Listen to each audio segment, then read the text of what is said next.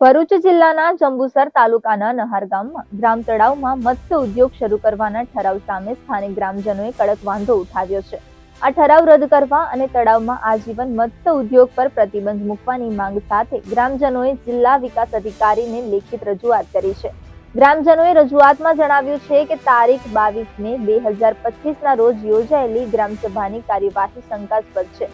તેમનો આક્ષેપ છે કે આ બેઠકમાં ફક્ત તલાટી કમ મંત્રી અને સરપંચ હાજર રહ્યા હતા, જ્યારે ગામના કોઈ પણ નાગરિકને ઉપસ્થિત રહેવા માટે જાણ કરવામાં આવી ન હતી।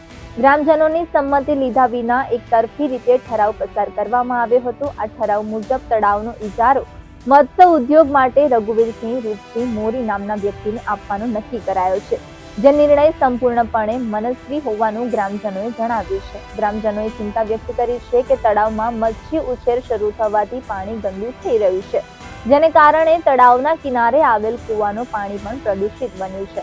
આથી ગામમાં રોગચાળો ફેલાવવાની વધુ શક્યતા બની ગઈ છે। તારીખ 2 ઓક્ટોબર 2025ના રોજ નહાર ગામમાં પ્રાથમિક શાળાના પતંગમાં ગ્રામસભાનું આયોજન રાખવામાં આવેલું હતું। તો આ ગ્રામસભામાં મેં ગામ તળાવ મત્સ્ય ઉદ્યોગમાં આપે છે તે અંગે એ પ્રશ્નના અંગે વિરોધ કરેલો હતો કે આ ગામ તળાવના કારણે આટલું નુકસાન થાય છે ખેતીનું, ગામ લોકોને આટલી સમસ્યાઓ છે, રોગો થાય છે જેવા કે પાણીજન્ય રોગો, પછી ખાર કૂવાનો પ્રોબ્લેમ છે, તેમજ ગામ તળાવના અડોઅડ ગામ કૂવાનું પાણી પીવાલાયક રહ્યું નથી અને 6-7 વર્ષથી આરોગ્ય ખાતા તરફથી પણ માહિતી મળેલ છે કે ગામ કૂવાનું પાણી છેલ્લા 6-7 વર્ષથી પીવાલાયક રહ્યું નથી।